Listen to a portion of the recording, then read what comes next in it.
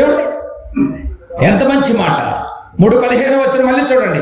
నేడు అనబడు సమయం ఉండగానే ప్రతి దినము ఒకరినొకరు బుద్ధి చెప్పుకొనుడి. సమయం లేదిక. ఒకరినొకరు బుద్ధి చెప్పుకోమంటున్నాడు. ఎందుకు బుద్ధి అంటే ఏంటో ఏం చేయాలి ఇప్పుడు మనం?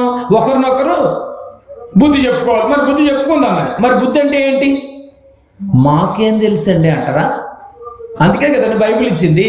నేనైనా బైబిల్లో చూసి చెప్పాలి. ఒకరినొకరు బుద్ధి చెప్పుకోమంటున్నారు. అడుగుదాం బైబిల్ని, బుద్ధి అంటే ఏంటి ప్రభావ మాకు చెప్పి. ఇప్పుడు ఒకరినొకరు మేము బుద్ధి చెప్పుకుంటాం. మరి బుద్ధి అంటే ఏంటి? కొలస్సీలకు రాసినటువంటి పత్రిక బుద్ధి చెప్పుకుందామండి. లేకపోతే మన బతుకులు అగమ్య గోచరమే బుద్ధి చెప్పుకుందాం. బుద్ధి అంటే ఏంటో మనకు తెలిస్తే బుద్ధి చెప్పుకోవచ్చు. కొలస్సీలకు రాసినటువంటి పత్రిక పౌలు గారు కొలస్సీలకు రాసినటువంటి పత్రిక 2వ అధ్యాయం. కొలస్సీలకు రాసినటువంటి పత్రిక 2వ అధ్యాయం 3, 4, 5 వచనాలు కలిసి ఉంటుంది. ఒకసారి చదువుకుందాం. కొలస్సీలకు రాసినటువంటి పత్రిక. అందరూ చూడండి, బైబిల్ చూడాలండి బాబు. బైబిల్ చూడకపోతే ఏమీ తెలియదు. పాఠశాలకు వచ్చేటప్పుడు మీరు బైబిల్తో రావాలి, పెన్నుతో రావాలి, పుస్తకంతో రావాలి. మిగతా ఇంకెక్కడికి వెళ్ళినా మీరు ఎలా వెళ్ళి నడుచుద్దామో కానీ ఇక్కడ మాత్రం బైబిల్తోనే రావాలి. ఆయుధం అవసరం, అంతే కదండి. ఆయుధం చాలా అవసరం. కొలస్సీలకు రాసిన పత్రిక 2వ అధ్యాయం 3, 4, 5 వచనాలు చదువుకుందాం. బుద్ధి అంటే ఏంటో మనకి డెఫినేషన్ చెప్తున్నాడు. బుద్ధి జ్ఞానముల సర్వ సంపదలు ఆయన యందే గుప్తములై ఉన్నవి. బుద్ధి జ్ఞానముల సర్వ సంపదలు ఆయన యందే గుప్తములుగా ఉన్నాయంటే సీక్రెట్ గా ఉన్నాయంట. బుద్ధి ఇప్పుడు సీక్రెట్ గా ఉందంట. ఎవరి దగ్గర? ఆయన అంటే ఇక్కడ యేసు ప్రభులు వారు. మీ ఆయన కాదు. మీ ఆయన దగ్గర ఉందేమని చెప్పి మీ ఆయన అడుగునికి బుద్ధి చెప్పడు. ఏమండి ఉన్న పళ్ళు కూడా ఓడగొట్టేస్తాడు. ఏమండి అర్థమవుతుందో లేదు? బుద్ధి కలగాలి అంటే నువ్వు యేసుని వెంబడించాలి. బుద్ధి కలగాలి అంటే బైబిల్ తిరగేయాలి నువ్వు. ఏమంటే బుద్ధి జ్ఞాన సర్వసంపదలు ఏమంటే యేసునందే ఉన్నాయండి. అంటే బుద్ధి జ్ఞానం సర్వసంపదలు యేసులో గుప్తమైన ఉన్నవి. ఆ యేసే ఈరోజు భౌతికంగా లేడు, ప్రభుల వారు లేడు. అంటే ఏ రూపంలో ఉన్నాడు? వాక్య రూపంలో ఉన్నాడు. అంటే నీకు బుద్ధి చెప్పేది ఏది? వాక్యం అన్నమాట. బుద్ధి అంటే ఏంటి? ఇప్పుడు వాక్యము అంటే మీరు ఒకరినొకరు నేడు అనే సమయం ఉండగానే సహోదరులారా మీరు ఒకరినొకరు బుద్ధి అన్న ప్లేస్లో వాక్యం పెట్టి చదువుకోండి. నేడు అనే సమయం ఉండగానే 3:15 ఎబ్రీ పత్రిక. నేడు అనే సమయం ఉండగానే మీరు ఒకరినొకరు వాక్యము చెప్పుకొనుడి. ఏమండి వాక్యం చెప్పుకుంటున్నారండి? అన్నీ చెప్పుకుంటారు కానీ వాక్యం మాత్రం చెప్పుకోరు కదండి. రాత్రి 10, 11, 12 అయినా అవుద్ది. టైంపాస్ మాటలు అన్నీ చెప్పుకుంటారు. వాక్యం చెప్పుకుంటున్నారా? లేకపోతే నీకు బుద్ధి రాదు. నీ బుద్ధి ఎప్పుడు రాదు. నీ బుద్ధి గడి తింటమే తప్ప ఎందుకు పనికిరాదు. ఇక వాక్యం చెప్పుకుంటే నీకు బుద్ధి పెరుగుద్ది. కానీ ఈ వాక్యాన్ని మనం ప్రతిదినం చెప్పుకోవాలి. అదే బుద్ధి చెప్పుకోవటం. నేడు అనే సమయం అనగా నేడు అంటే ఈరోజు చదువుకున్న నేడే, రేపు చదువుకున్న నేడే, ఎల్లుడు చదువుకున్న నేడే. అందుకే ప్రతిదినము సహోదరులారా మీరు ఒకరినొకడు బుద్ధి చెప్పుకొనుడి. రేపు అనే వాయిదా వేయి కాకు. రేపు అన్నదే లేదు మనకి. ఈ రోజే మనం ఆలోచించాలి. ఈ రోజే వాక్యం గురించి చెప్పుకోవాలి. ఏ రోజుకి ఆ రోజు. నేను ప్రతి ఇంట్లో కుటుంబ ప్రార్థన పెట్టుకోండి. ప్రతిరోజు వాక్యంతో బుద్ధి చెప్పుకోండి. ఏమండి ఈరోజు కుటుంబ ప్రార్థనలు ఉన్నాయండి? భర్త ఒక టైంలో భోజనం చేస్తాడు, భార్య ఒక టైంలో భోజనం చేస్తుంది, పిల్లలు ఒక టైంలో భోజనం చేస్తారు. ఎవరు ఏ టైంకి వస్తారో తెలియదు. కుటుంబంతో కూర్చుని హ్యాపీగా భోజనం చేస్తూ హ్యాపీగా దేవుడి మాటలు చక్కగా చెప్పుకుంటూ చక్కగా ప్రార్థనలో గడిపే కుటుంబాలు ఎక్కడున్నాయి? అంటే బుద్ధి చెప్పుకునే పరిస్థితిలో క్రైస్తవ కుటుంబాలు ఈరోజు లేవు. అయితే నువ్వు ప్రమాదంలో పడతావు, జాగ్రత్త. ప్రమాదపు హెచ్చరిక చెప్తున్నాడు. మీరు తొందరగా ఏ రోజుకి ఆ రోజు బుద్ధి చెప్పుకోండి అంటున్నాడు. చూడండి, ఏమంటే బుద్ధి చెప్పుకోవాలి అంటే ఇద్దరుంటే చాలదా ఏంటి? ఏమంటే బుద్ధి చెప్పుకోవాలండి ఎవరండి ఎవరు దొరుకుతారు నాకు అని అంటారా? ఏమండి భర్త భార్యకు బుద్ధి చెప్పుకోవచ్చా? ఇద్దరున్నారా లేదా అండి? ఒకరినొకరు అన్నాడు. భర్త భార్యకు చెప్పుకోవచ్చు. వాక్యం బుద్ధి అంటే అది వాక్యం కదండి. భార్య భర్తకు చెప్పుకోవచ్చు. కూర్చుని చక్కగా ఏమండి వాక్యంలో ఇలా ఉందండి అని భార్య చెప్పొచ్చు. అవును నిజమే వాక్యంలో ఇలా ఉంది అని ఒకరికొకరు బుద్ధి చెప్పుకోవచ్చు. ఇద్దరు అయిపోయారు. ఇద్దరు కలిసి పిల్లలకు చెప్పుకోవచ్చు బుద్ధి. మళ్ళీ నీ ఇంట్లోనే నలుగురు బుద్ధి చెప్పుకోవడానికి ఇంత అవకాశం ఉండి కూడా నువ్వు చెప్పుకోలేని పరిస్థితిలో ఒకవేళ నీ బ్రతుకులు ఉన్నాయేమో. కఠినత్వం వచ్చేస్తుంది, జాగ్రత్త. అది రాకముందే భ్రష్ట మనస్సుకు అప్పచెప్పకముందే ఇవన్నీ ఎందుకని మోకరించి దేవుని కోసము ఒకరినొకరు బుద్ధి చెప్పుకోండి భార్య భర్తలారా. ఎంత మంచి మాటలు, కుటుంబాన్ని కట్టే మాటలు, కుటుంబాన్ని దేవుల్లో నిలబెట్టే మాటలు కాదా చెప్పడం మన దేవుని వాళ్ళారా. దేవుని మాటలు బుద్ధి చెప్పుకోకుండా రాజకీయం చేయొద్దు. రాజకీయం చేసుకుంటే నీకే నష్టం అండి బాబు. దేవుని మాటల్లో ఎదగండి అంటున్నాడు, ఒకరినొకరు బుద్ధి చెప్పుకోమని అంటున్నాడు, బుద్ధి చెప్పుకోమంటున్నాడు.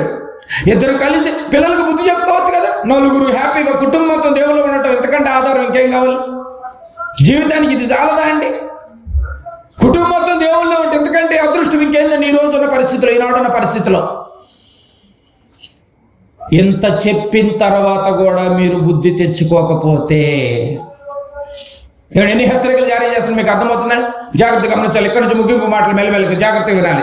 ఒకరినొకరు బుద్ధి చెప్పుకోవటం వలన ఏం జరుగుతుందో తెలుసా అండి మీకు? బుద్ధి చెప్పుకుంటే మాకు వచ్చే లాభం ఏంటి మీకు ఫస్టే చెప్పాను. బుద్ధి చెప్పుకోవటం వల్ల లాభం ఏంటి, బుద్ధి చెప్పుకోకపోవటం వలన నష్టం ఏంటి అన్నాడు. ముందు లాభం ఏంటో చూద్దాం, తర్వాత నష్టం ఏంటో చూద్దాం. అర్థమవుతుందండి? చివరి మాట చాలా జాగ్రత్తగా వినాలి. ఒకరినొకరు బుద్ధి అంటే ఏంటి? ఇప్పుడు ఏమంటే బుద్ధి అనగానే పాపం తెలియక చాలా మంది, ఇప్పుడు సపోజ్ పిల్లవాడిని ఎగ్స్ తీసుకురావడానికి షాపుకి పంపించారు, వాడు ఎగ్స్ తీసుకొస్తున్నాడు, దారిలో పగిలిపోయింది. అప్పుడు మీరు వెంటనే అనే మాట ఏంటి? ఒరు నీకు బుద్ధి అవుతారా, గుడ్లు పగలు కొడతావా? బుద్ధి అన్న మాటకి ఎక్కడ పెట్టాలో కూడా తెలియట్లేదు. ఆ వచనం ఎక్కడ తగిలియాలో కూడా తెలియకుండా అంటున్నారు. ఆయిల్ ప్యాకెట్లు అంటే ఇప్పుడు ఆయిల్ ప్యాకెట్లు వచ్చినాయి. ఒకప్పుడు ఆయిల్ లూజ్ వచ్చేది, వస్తా వస్తా ఆయిల్ దారం మెల్లిమెల్లిగా చుట్టూ అంతా తిరిగిపోయిందని మొత్తం ఆయిల్ అంతా రోడ్ల మీద పడిపోయింది చాలా మంది. అప్పుడు అనే మాట ఏంటో తెలుసా? ఊరు నీకు బుద్ధి ఉందారా? అసలు ఏ పదాన్ని ఎప్పుడు వాడాలో కూడా తెలియకుండా వాడుతున్నారు. బుద్ధి అంటే అర్థం ఏంటి? వాక్యం. ఒరే వాక్యం ఉందారా గుడ్లు పగలు కొట్టా? అసలు మ్యాచ్ అవుతుందండి రెండింటికి. వాక్యం ఉందారా నూనె కింద పోసావు, ఏమైనా మ్యాచ్ అవుతుందండి? ఏ మాట ఎప్పుడు చెప్పాలో కూడా తెలియకుండా పెద్దోళ్ళు అనే మాటలు చూడండి, ఉపయోగం లేని మాటలు. తెలుసుకోవాలి పాపం, పెద్దవాళ్ళకి కూడా తెలియనందుకు నష్టం ఏం జరిగింది ఆ రోజు? పితరులేమో పితరుల దగ్గరికి వెళ్ళిపోయారు పెద్దవాళ్ళు తరం. బిడ్డలకు తెలియక చేయకపోవటం వల్ల దేవుడికి కోపం వచ్చింది. న్యాయాధిపతుల గ్రంథంలో తెలియచేయండి మీ బిడ్డలకి. అందుకే భార్య భర్తకు చెప్పుకోవాలి, అయ్యా బుద్ధి అంటే వాక్యం అంటే రాత్రి విన్నాము,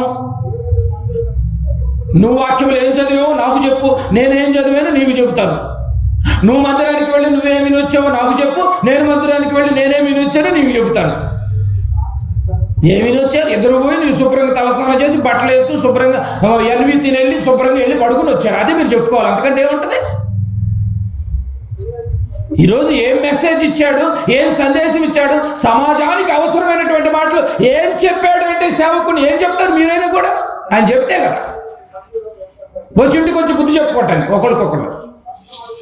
పరిస్థితులు ఎలా అయిపోయినా చూసారండి, ఆరాధనల పరిస్థితి ఎలా అయిపోయినా మీరు గమనించాలి. ఈరోజు బుద్ధి చెప్పుకుంటే లాభం ఏంటో ఒక వచనం చూద్దాం, బుద్ధి చెప్పుకోకపోతే నష్టం ఏంటో ఒక 2 వచనాలు చూద్దామండి. దానియేలు గ్రంథము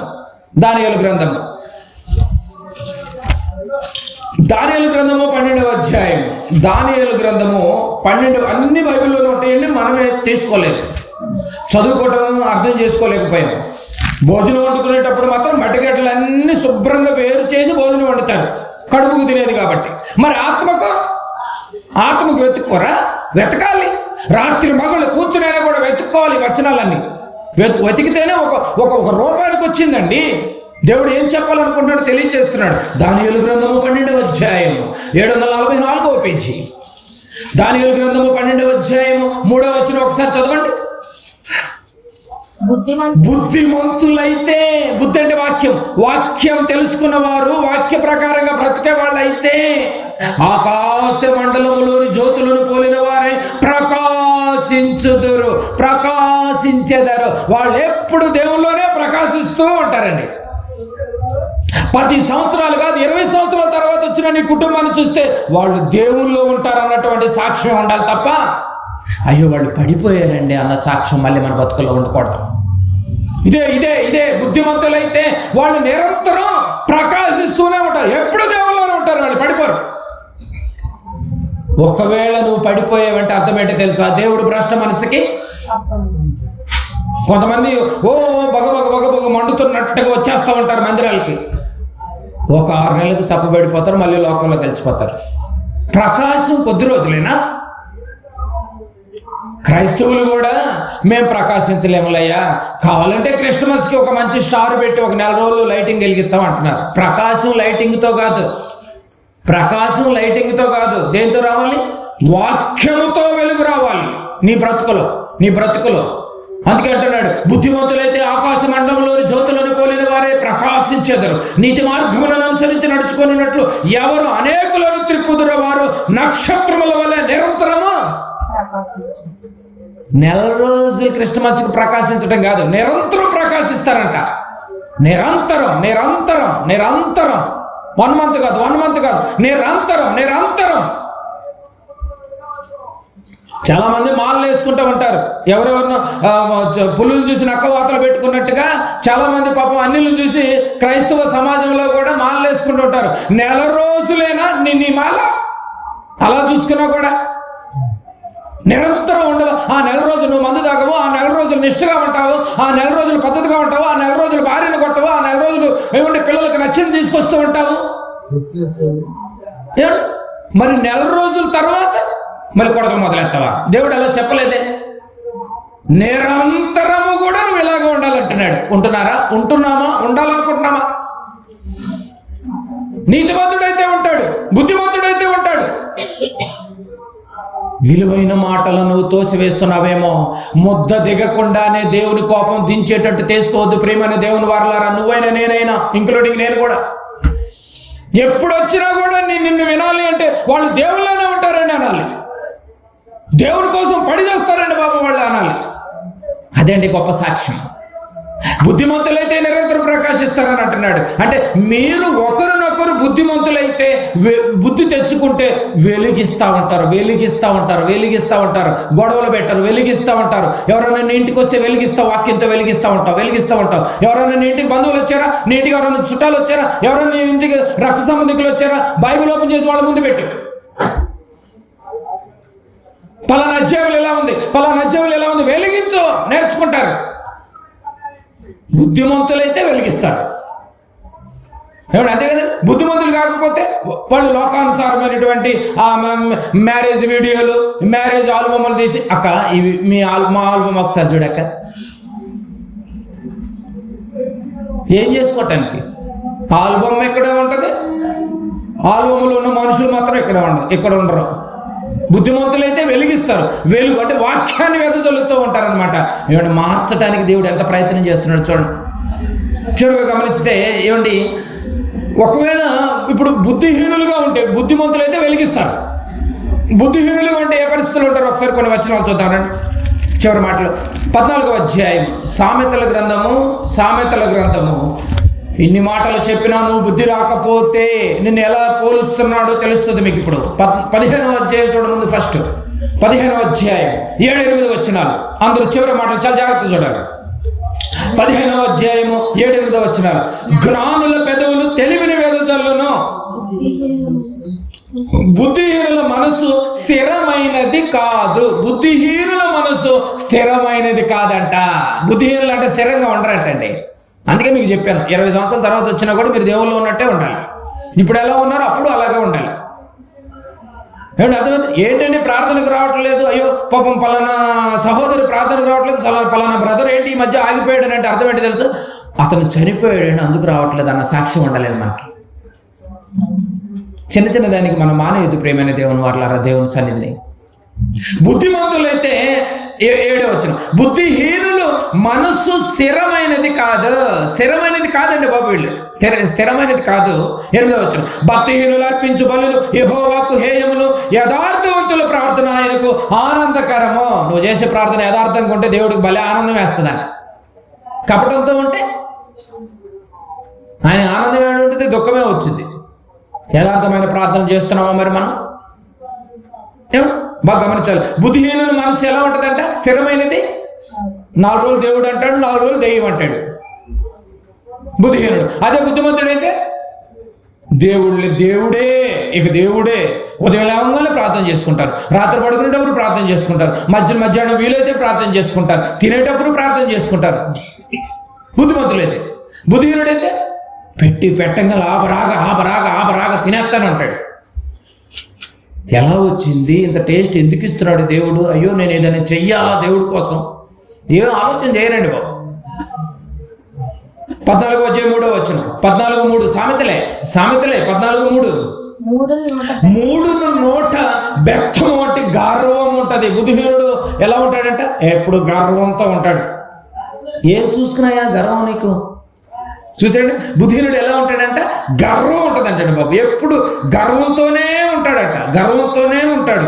జ్ఞానులైతే మాత్రం జ్ఞానులు పెదవులు వాళ్ళ పెదవులే వాళ్ళని కాపాడుతాయట. అబ్బా ఎంత మంచి పెదవులండి. అప్పుడప్పుడు అంటూ ఉంటారు, ఏంటో ఆ అక్కతో మాట్లాడితే భలే ప్రశాంతంగా ఉంటుందండి బాబు, ఆదరణ కలిగిన మాటలు చెప్పుద్ది అంటారు. చూసారు ఆ పెదాల నుంచి వచ్చిన మాటలు అట్లుంటాయి. కొంతమంది మన పెదాలు అలా ఉన్నాయండి. ఎప్పటికప్పుడు మనతో మాట్లాడటానికి ఇష్టపడేటట్టుగా ఉండాలండి బాబు. మన పెదాలు అలా ఉన్నాయండి. మన పెదాలని అందంగా లిప్టిక్లు వేసుకుని ఆకర్షించే పెదాలకు పెట్టుకోవటం వల్ల ఉపయోగం లేదు. మన పెదాలు ఎలా ఉండాలంటే జ్ఞానంతో వచ్చిన మాటలు ఆ పెదాలే నిన్ను కాపాడాలి.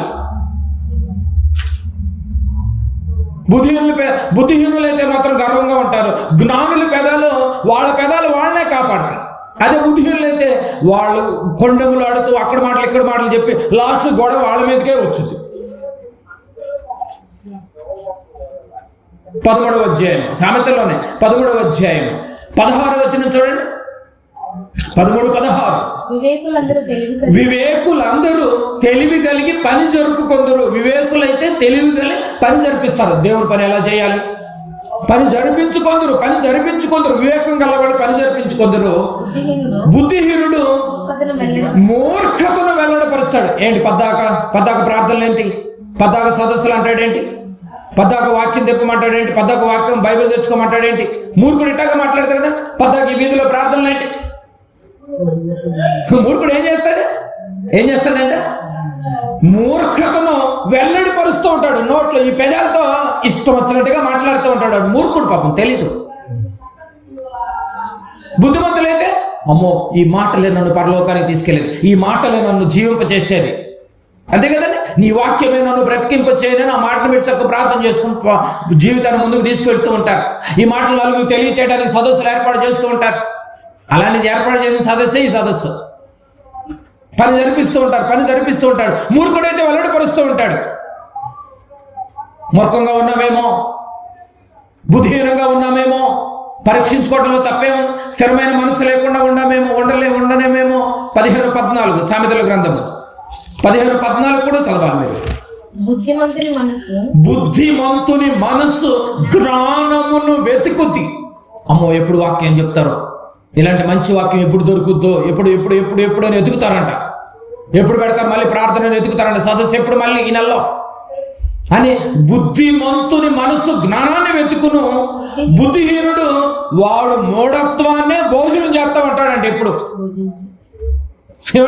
మూఢత్వాన్ని భుజిస్తూ ఉంటాడంటే ఎప్పుడు గొడవలే.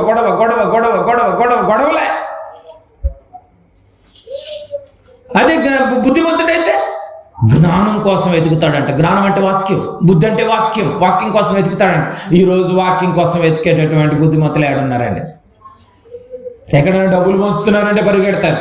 ఎక్కడైనా ఊరకనే గోధుమలు ఇస్తున్నారు, ఊరకనే ప్రభుత్వం ఏదైనా ఇస్తున్నారంటే పరిగెత్తి గంటలైనా నిలబడతారు. ఆల్రెడీ 4 ఇళ్ళు ఉంటే మళ్ళీ ఇల్లు లేనటువంటి వాళ్ళు ఇల్లు రాసుకోండి అని చెప్పి ప్రభుత్వం అనౌన్స్మెంట్ చేస్తే 4 ఇళ్ళు ఉన్నవాడు కూడా లైన్ నిలబెడతాడు కటిక ఎండలో. ఏమిటి మీకు అర్థమవుతుంది పాయింట్? కనుక ఆలోచించాలి. అదే బుద్ధిమంతుడైతే ఆయన ఆల్రెడీ దేవుడు ఒక చక్కటి ఇల్లు ఇచ్చాడు, మళ్ళీ మనకి ఎందుకయ్యా, అది పద్ధతి కాదు. ఆధార్ కార్డు కొడితే నీ బతుకంతా బయటపడితే ఎన్ని ఇళ్ళు ఉన్నాయని, తర్వాత క్యాన్సిల్ అని వచ్చేదానికి ఉపయోగం ఎందుకు? కనుక బుద్ధిమంతుడు జ్ఞానాన్ని వెతుకుతాడు. ఈ జ్ఞానమే రేపు నిన్ను రక్షించేది, ఈ జ్ఞానమే రేపు నిన్ను పరలోకానికి తీసుకువెళ్ళేది. జ్ఞానం అంటే వాక్యం. ఈ వాక్యమే నేను ఆత్మలను రక్షించేది. శక్తిగల వాక్యాన్ని స్వీకరించండి ప్రియమైన దేవుని వర్లారా. మూఢత్వాన్ని వదిలేయండి, మూర్ఖత్వాన్ని వదిలేయండి, గర్వాన్ని వదిలేయండి, అహంకారాన్ని వదిలేయండి. సాధువైన మృదువైనటువంటి స్వభావాన్ని ధరించుకొని బైబిల్ చేతపట్టుకొని జీవవాక్యాన్ని చేతపట్టుకుని జ్యోతుల వల్లే వెలగండి. ఎప్పుడు నీ చేతిలో బైబిల్ పట్టుకుని తిరుగుతూ ఉండాలి. ఫంక్షన్కి వెళ్తావా, పెళ్ళిళ్ళకి వెళ్తావా, తద్దినాలకి వెళ్తావా, దినాలకి వెళ్తావా, నువ్వు ఎక్కడికన్నా వెళ్ళు, బైబిల్ చేతిలో ఉండాలి నీకు. ఏమండి అలా ఉన్నాను అన్నీ ఉంటాయి కానీ బైబిల్ చేతిలో ఉండదు. కొంతమంది అడవిడికి వస్తారు, బైబిల్ తీయాలన్నా పాపం బైబిల్ వాళ్ళు పట్టుకురారు, ఫ్యాషన్కి వచ్చేస్తూ ఉంటారు. బుద్ధిమంతులు అయితే ఎప్పుడు బైబిల్ ఎప్పుడు వెంటే పెట్టుకుంటారు, ఎక్కడ అవకాశం దొరుకుద్దేమో 4 మాటలు దేవుడు మాటలు అందిద్దామని. యోబు గ్రంథం 2వ అధ్యాయం 10వ వచనం. యోబు గ్రంథం 2వ అధ్యాయము 10వ వచనం. యోబు గారి భార్య ఉంటుంది, యోబు గారితో ఉంటుంది భార్య. ఏముంటుందండి? 2వ అధ్యాయము 10వ వచనం. 2:10 చూడండి. యోబు గ్రంథము 2వ అధ్యాయము 10వ వచనం. భార్య అంటుంది, అందుకతడు 422 పేజీ. అందుకతడు మూర్ఖురాలు మాట్లాడినట్లు నీవు మాట్లాడుచున్నావు. మనము దేవుని వలన మేలు అనుభవించతగదా, కీడును మనము అనుభవింపతగదా? మేలును అనుభవించుదమా, కీడును మనము అనుభవింపతగదా? భార్య అంటుంది, ఏమండి భార్యతో అంటున్నాడు, మూర్ఖురాలు మాట్లాడినట్టు నువ్వు మాట్లాడుతున్నావే. ఆపదలో ఉన్నటువంటి ఆయన ఆదుకోవాల్సింది పోయి, ఏమండి భార్య ఆదుకోవాల్సింది పోయి మూర్ఖంగా మాట్లాడుతుంది. ఏమండి మధ్యలో దేవుడు ఏం చేశాడండి? దేవుడిని దూషించి మరణం కమ్మంటాం చూడండి. దేవుడు ఏం చేశాడండి? పోయి దేవుడితో పెట్టుకుంటుందండి. దేవుణ్ణి దూషించి మరణము కమ్ము అని ఉంటుందండి. దేవుణ్ణి దూషించి మరణం కమ్ము. 9వ వచనం చివరిలో ఉంటుందండి. అతని భార్య వచ్చి, నీవు ఇంకనూ యథార్థతను వదలకుందువా, దేవుణ్ణి దూషించి మరణము కమ్ము. దేవుడు ఏం చేశాడండి? మధ్యలో నీకు అన్ని పోషిస్తుంటే నేను. ఇలాంటి వారిని భార్య అంటారు, మీరు చెప్పండి. ఇలాంటి వారిని భార్య అంటారని మూర్ఖురాలు అంటున్నాడు. అందుకే భార్య అంటారంట. యోబు గారే మంచి సర్టిఫికెట్ ఇచ్చాడు భార్యకి, ఏమైనా మూర్ఖురాలు మాటలాడినట్టు. ఇలాంటి మూర్ఖురాలు భార్యలు ఎంతమంది లేరు? ప్రార్థనకి వెళ్తే కొంతమంది ఒప్పుకోరు పాపం భర్తలు భార్యలు. మరి అలాంటి వాళ్ళు మూర్ఖులుగా ఏమంటారు మరి వచనాన్ని బట్టి? ఎక్కడ ప్రార్థనకి వెళ్తే మరి వెళ్ళకోకుండా చెడగొట్టడానికి కొంతమంది ఏం చేస్తారు తెలుసండి? ఆ మధ్యకాలంలో ఒక అతను ఉన్నాడండి, కరెక్ట్గా సండే వచ్చింది. ఆ రోజు 1 కేజీ మాంసం తీసుకుని, నాన్ వెజ్ తీసుకుని వచ్చే ధరలు ఇసుకుట్లో బాగా దాన్ని కలిపి కవర్లో వేసుకుని తీసుకొచ్చాడు ప్రార్థనకి వెళ్ళకుండా ఆపడానికి. ఇప్పుడు ఆవిడ ఇసుక ఎప్పుడు కడగాలి, ప్రార్థనకి ఎప్పుడు వెళ్ళాలి? మూర్ఖులు చూడు ఎలా ఉన్నారు చూడండి. వెళ్ళు కానీ వండేళ్ళు. ఎలా ఉండాలండి ఇసుకతో ఉంటే? మళ్ళీ ఇసుక తగ్గితే ఊరుకుంటాడా? మూర్ఖులు చూడండి ఎలా ఉన్నారు చూడండి. ఇలాంటి మూర్ఖులు భర్తల రూపంలో ఉన్నారు, ఇలాంటి మూర్ఖులు భార్యల రూపంలో కూడా ఉన్నారు. ప్రార్థనకి వెళ్తే ఆపేవాళ్ళు కూడా ఉన్నారు. అందుకే అంటున్నాడు భార్య, మూర్ఖురాలు మాట్లాడినట్లు మాట్లాడొద్దు. దేవుణ్ణి దూషించమంటావేంటి? ఆయన లేదే మనకు బతుకలేదని చెప్తున్నాడండి. ఆదుకోవాల్సినటువంటి భార్య, అండగా ఉండాల్సినటువంటి భార్య అందరూ దూషిస్తుంటే నీకేం పర్లేదులేండి, నువ్వు నీతిని పట్టుకున్నావు, యథార్థంగా ఉన్నావు, భయభక్తులు కలిగి ఉన్నావు, నీకు ఎందుకంటే నువ్వు కంగారు పడుతున్నావు, నేను ఉన్నాను కదా అని అభయం ఇవ్వాల్సినటువంటి భార్య దూషించి మరణము కమ్మందంటే ఇలాంటి మూర్ఖులు ఎంతో మంది ఉన్నారు ప్రియమైన దేవుడు వాళ్ళ కుటుంబాల్లో. ఒకనాటి పితరులు కఠినంగా మారిపోయారు, మీరు ఇలా కఠినలు అవ్వద్దు అని అంటున్నాడు.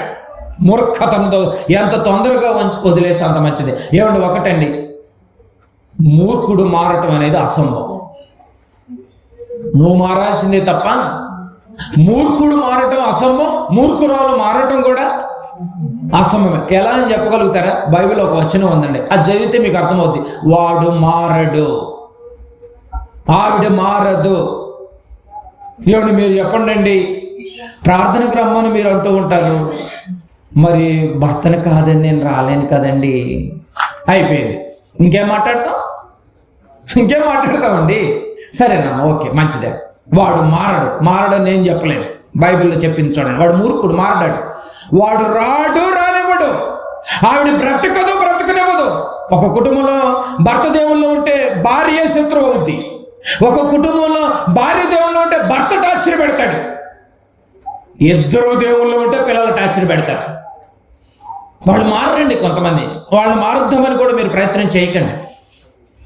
మీరు గట్టిగా నిలబడండి.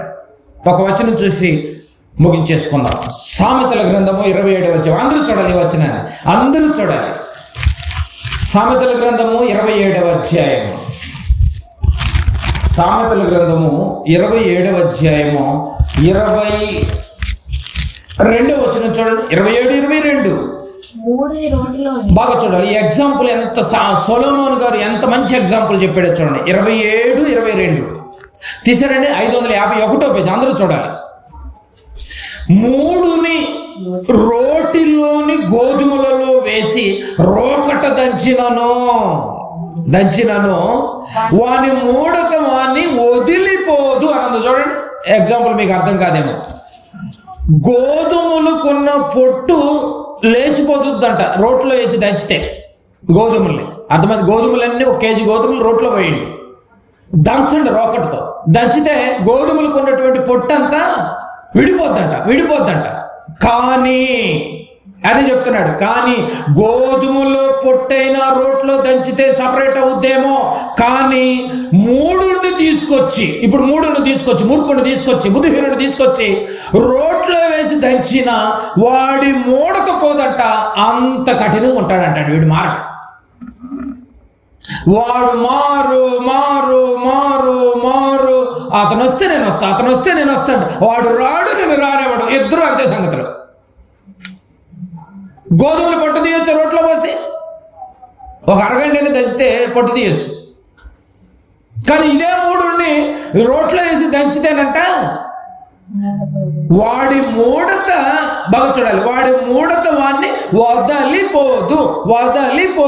మరి గోధుమలు పట్టు వదులుద్ది, ఈ మూర్ఖుడు పట్టు వీడు ఒక పట్టు మీదే ఉంటాడు. వాడు బాప్తీసం తీసుకోడు, భార్యను బాప్తీసం తీసుకొనివ్వడు. భార్య దేవుల్లో ఉంటే దేవుల్లో లేకపోతే భార్య బాప్తీసం తీసుకొనివ్వదు, భర్తను బాప్తీసం తీసుకొనివ్వదు. ఎగ్జాంపుల్ భలే చెప్పాడు కదండి సొలొమోన్ గారు. గోధుమలన్నా కూడా రోట్లో వేసి దంచితే పొట్టన్నా సపరేట్ చేయొచ్చు కంట, కానీ దేవుడు దగ్గరికి రాని వాళ్ళు, దేవుడిని అర్థం చేసుకునే వాళ్ళు, దేవుడి కోసం బ్రతకనటువంటి వాళ్ళు, దేవుడి కోసం కదలనటువంటి వాళ్ళు ఒక పట్టు మీదే ఉంటారు. అంతే, మేము రాము, అంతే, మేము వినం. మా సేవకుడు చెప్పాలి, మేము రావాలి.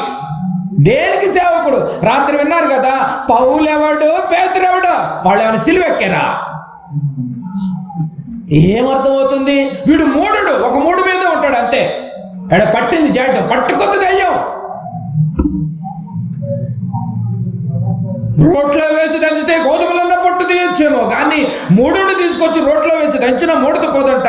అంత కఠినంగా రాయి హృదయం అయిపోయిందంటండి. రాయి బండరాయి, చిట్టాము రాయిలాగా తయారయ్యాడు. రాళ్ళలో రకాలు ఉన్నాయి, మీకు బాగా తెలుసు. చిట్టాము రాయి ఇక దానికి పనికిరాదు, ఇంటికి అందానికి పనికిరాదు. అది చిట్టాము రాయి చక్కగా గోడ కడతానికి కొడతారండి, ఇంటి ఎదురు కాంపౌండ్కి కొడతారు, గోడలు కడతానికి కొడతారు. దాన్ని ఏడ పడేస్తారు? తీసుకెళ్ళి భూ పునాదుల్లో పడేస్తారు, ఎవరు కనపడదు. ఇక అంతే సంగతులు. ఏ రాయిగా ఉన్నావు? కషాయ రాయిగా ఉన్నావేమో, చిట్టాము రాయిగా ఉన్నావేమో, కఠినమైన రాయిగా అయిపోయావేమో, మూర్ఖుడుగా మారిపోయావేమో. గోధుమలన్నా పట్టు తీసి చక్కగా గోధుమలు వాడుకోవచ్చు, కానీ వీళ్ళు మార్చడం మన వల్ల కాదు. ప్రియమైన దేవుని వాళ్ళారా, నువ్వు జాగ్రత్త, నీ ఆత్మ జాగ్రత్త, నీ కుటుంబం జాగ్రత్త. ఇప్పుడు ప్రతి క్షణం నువ్వు ఇప్పుడు ఏం చేయాలి? ఒకరినొకరు బుద్ధి తెచ్చుకోండి, బుద్ధి నేర్చుకోండి, బుద్ధి చెప్పుకోండి. ఇంట్లో తప్పదు. మరి ఏం చేస్తాం? కట్టుకున్నావు, అయిపోయింది, తప్పదు, మార్చుకోవాల్సిందే. దానికోసం నువ్వు కష్టపడాల్సిందే. ఏదో అంటారు చూసారా, కడుపు చించుకుంటే కాళ్ళ మీద పడుతాడు. మరి ఏం చేస్తాం? మనం కష్టపడేనా మార్చుకోండి. భర్త నిన్ను టార్చర్ పెడుతున్నారా? ఓపికతో ఓర్చుకో, మార్చుకునే ప్రయత్నం చేయి. భార్యలారా, సహోదరులారా, ఒకవేళ భార్య నిన్ను టార్చర్ పెడుతుందా, కొద్ది రోజులు ఓర్చుకో. నువ్వు నేర్చుకున్నటువంటి వాక్యాన్ని కూర్చోబెట్టి చెప్పు. ఎందుకు మారదు? యేసుప్రభు మాటలకు కరగని వాడు ఎవడైనా ఉన్నాడండి? కఠిన హృదయాన్ని కూడా కరిగిస్తాడు వాక్యం వింటేగా వింటాడు. ఒక రోజు వింటాడు, మారతాడు. అదే చెప్తున్నాడు ప్రియమైన దేవుని వారలారా. గోధుమలైనా పిండి చేయొచ్చేమో కానీ మూర్ఖుడు మార్చలేము కనుక వాక్యంతో బుద్ధి చెప్పుకుంటూ ఉండాలి. లేకపోతే నువ్వు చెప్పాలి, వదిలేసేమో కఠినుడు అయిపోతాడు. మళ్ళీ చెప్పంగా ఏదో ఒక రోజు, అరే నేను ఎంత టార్చర్ పెడుతున్నా కూడా నన్ను ఎంత చక్కగా వండి పెడుతుంది, చక్కగా మంచి బట్టలు ఉతికి పెడుతుంది, చక్కగా భోజనం వండి పెడుతుంది, చక్కగా నీళ్లు తోడి పెడుతుంది. అయ్యో నేను ఎందుకు కొట్టాను నా భార్యను? ఏదో ఒక రోజు భర్త మారిపోతాడు. ప్రియమైన దేవుని వారలారా, ఇద్దరికి నువ్వు రెడీ, నేను రెడీ అంటే ఆ కుటుంబం మొక్కు చెక్కలు అయిపోతుంది. కఠినైపోతారు ఇద్దరు. కనుక ఎవరో ఒకళ్ళు తగ్గాలి. నేర్చుకున్నటువంటి వాక్యాన్ని ఈ ఒకటే, దీని సీక్రెట్ అయితే ఒకటే, ప్రతి దినము నేడు అనే సమయం ఉండగానే ఒకరినొకరు వాక్యంతో, అంతే, ఇదే ఆప్షన్ ఇక మనం మారటానికి. ఒకరినొకరు బుద్ధి చెప్పుకుంటూ ఉండాలి. లేకపోతే మూఢత ఏమైపోద్ది? ఎక్కువైపోద్ది. ఇలాంటి మూఢత ఒకవేళ మనలో ఉందేమో దాన్ని అక్కడితో కట్ చేయండి. లేకపోతే మన ఆత్మీయ జీవితం దెబ్బతింటుంది. కనుక ప్రతిదినము వాక్యం చెప్పుకుంటూ ఒకరినొకరు చెప్పుకుంటేనే కఠినపరచబడకుండా ఉంటాం. చెప్పుకుంటే కఠినత్వం మెల్లమెల్లగా తగ్గుతూ ఉంటుంది. మందులు వాడుతూ ఉంటే రోగం మెల్లమెల్లగా ఎలా తగ్గుద్దాం? నువ్వు వాక్యం అనే మందు వేస్తూనే ఉంటేనే కఠినత్వం మెల్లమెల్లగా తగ్గుద్ది.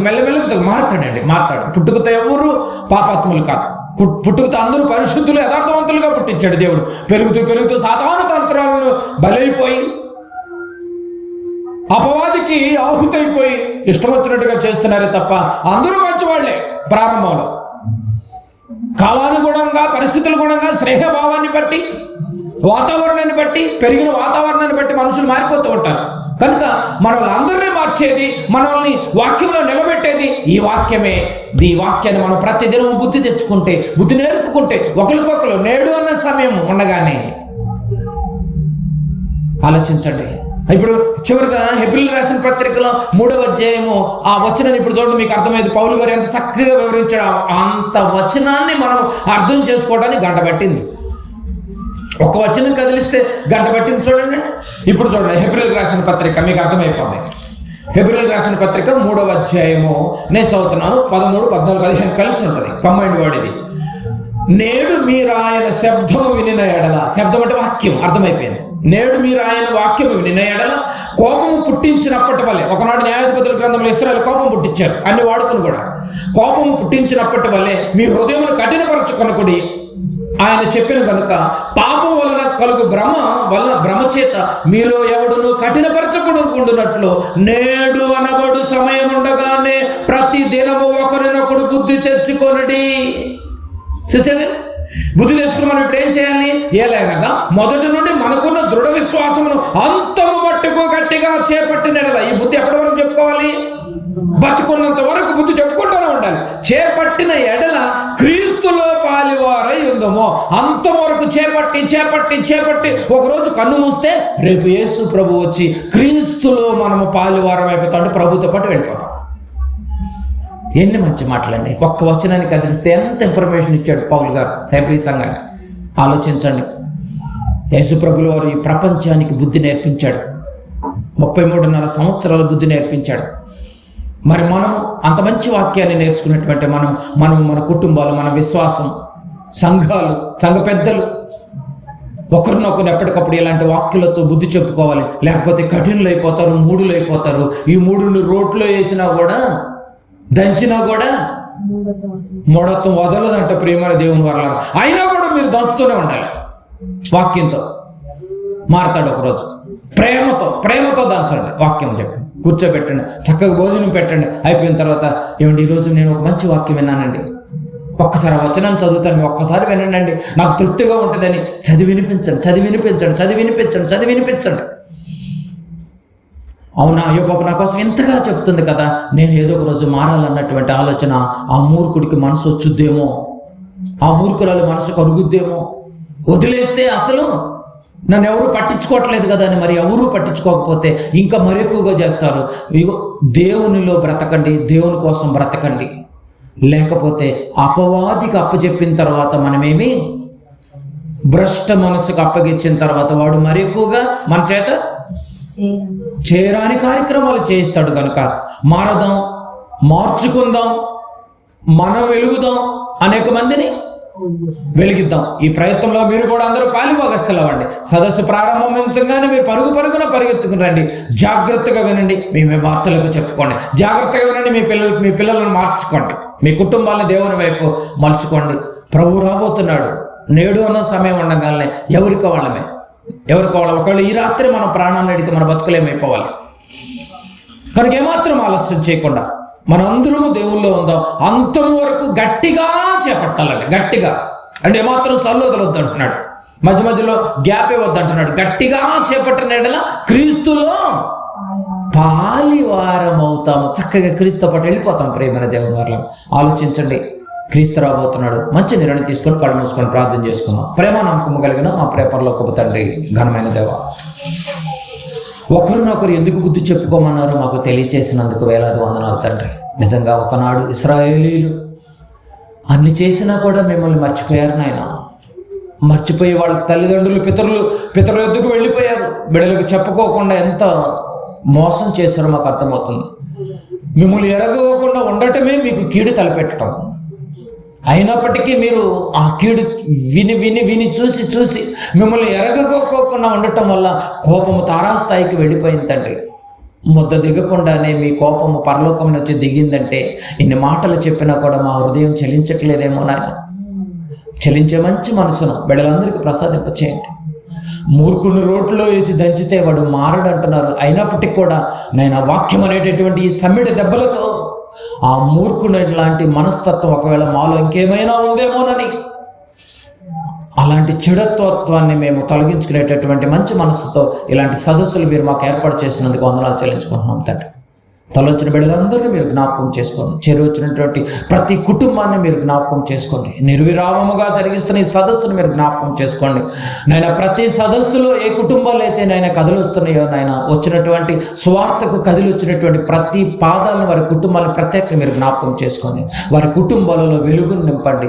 వారి కుటుంబాలలో బుద్ధి చెప్పుకోవటానికి, వాక్యం అనేటటువంటి బుద్ధిని చెప్పుకోవటానికి మంచి జ్ఞాన హృదయాన్ని కల్పింపచేయండి తండ్రి.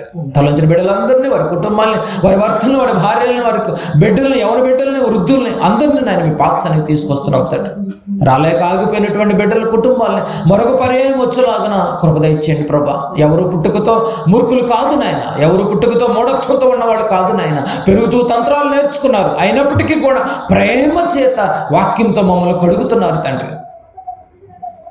మేము కడిగించుకొని మళ్ళీ బురదలోనికి వెళ్ళిపోకుండా, కక్కిన కుక్క వలె వాంతికి వెళ్ళినట్టుగా ఉండకుండా, బురదలోనికి వెళ్ళినటువంటి కడగబడిన పందిలాగా మేము స్వభావం కలిగి ఉండకోకుండా ఎప్పటికప్పుడు పరిశుద్ధమైనటువంటి హృదయాన్ని కలిగి ఉండి రక్షణ వస్త్రాన్ని మాకు ఇచ్చినందుకు కూడా వందనాలు చెల్లించుకోండి. వెళుతున్న బిడ్డలను క్షేమంగా తీసుకెళ్ళండి. ఈ 2 రోజుల సదస్సులో బిడ్డలను ఆయన మీ వాక్యంతో ఆయత్తపరిచి దగ్గర చేసుకునే విధానాన్ని బట్టి వందనాలు తండ్రి. మీ చిత్తమైతే, మీకు ఇష్టమైతే మరొక ఫిబ్రవరి మాసంలో మళ్ళీ మేమందరం మీ వాక్కులతో మమ్మల్ని తీసుకెళ్లేంత వరకు కూడా నాయన, ఈ కొద్ది రోజుల్లో నాయన బిడ్డలు మళ్ళా మేమందరం కలిసేంత వరకు మీ సన్నిధి కాంతులు, మీ విలువైనటువంటి మాటలను త్రోసివేయకుండా, విసర్జించకుండా ఏ కుటుంబాలు అయితే హృదయంలో పెట్టుకుని జ్ఞానాన్ని వెతుకుతున్నారో అలాంటి వెతికే కుటుంబాలకి మీరు ఎల్లప్పుడూ నాయన అండగా, తోడుగా, నీడగా ఉండాలని కోరుకుంటూ ఆశిస్తూ, ఈ గ్రామంలో ఎంతమంది మీ బిడ్డలు నాయన హృదయపూర్వకంగా మీ వాక్కులను ఎక్కడెక్కడైతే కూర్చుని రాలేని పరిస్థితుల్లో వింటున్నారో ప్రభా, ఆ కుటుంబాలకు ఆదరణ కల్పింపచేయండి తండ్రి. నెమ్మదిని కల్పింపచేయండి. ముడతవాన్ని తీసివేసినైనా మీకోసం పరుగున రాగలిగేటటువంటి స్వభావం మరొక మాసంలో కల్పింపచేయమని మా ప్రభువును ప్రియరక్షకుడైన యేసుక్రీస్తు నామమున పట్టక ప్రార్థన సమర్పించి అడిగి వేడుకుంటున్నాం తండ్రి. ఆమేన్. మనందరి తండ్రి అయినటువంటి దేవుని ప్రేమ, కుమారుడైనటువంటి యేసుక్రీస్తు కృప, పరిశుద్ధాత్మ దేవుని యొక్క నిత్య సహవాసం మనకును లోకములటువంటి సకల పరిశుద్ధులకును సదాకాలము తోడేయండి నడిపించును గాక. ఆమేన్.